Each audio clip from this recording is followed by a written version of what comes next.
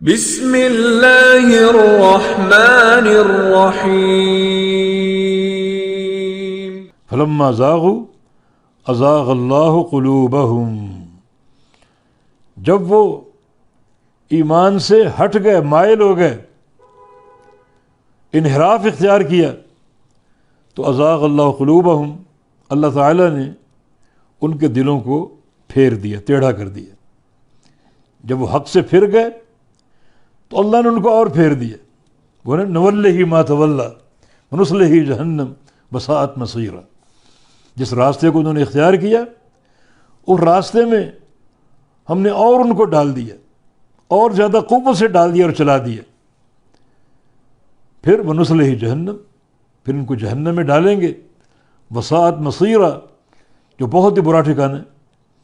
جو جس راہ کو تم نے منتخب کیا اسی راہ میں ہم نے پھیر دیا۔ یہ بدلہ تمہارے عمل کے مطابق ہے۔ تم نے پھر جانے کو، مائل ہونے کو قبول کر لیا، حق سے انحراف قبول کر لیا، تو اللہ نے اس انحراف میں اور اضافہ کر دیا اور تمہیں اس راستے میں ڈال دیا۔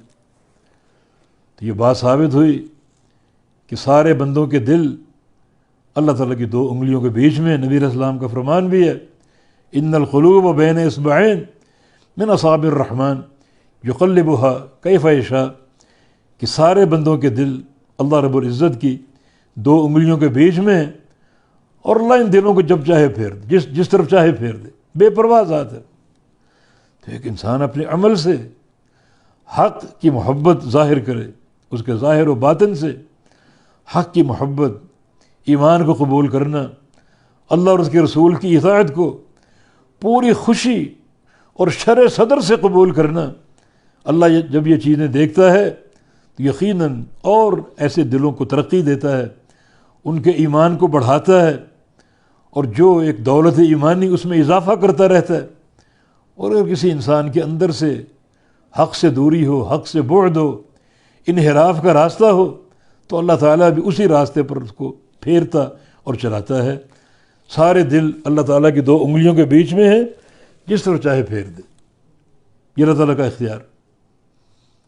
اللہ رب العزت کسی کے دل کو حق کی طرف پھیرے اور کسی کے دل کو باطل کی طرف پھیرے، یہ اس کی مشیت ہے، جس پر کوئی انسان سوال نہیں کر سکتا کہ یا اللہ تو نے فلاں بندے کو ہدایت کیوں دی، جنت کا اہل کیوں قرار دیا، اور فلاں بندے کو گمراہ کیوں کیا، جہنم کا اہل کیوں قرار دیا۔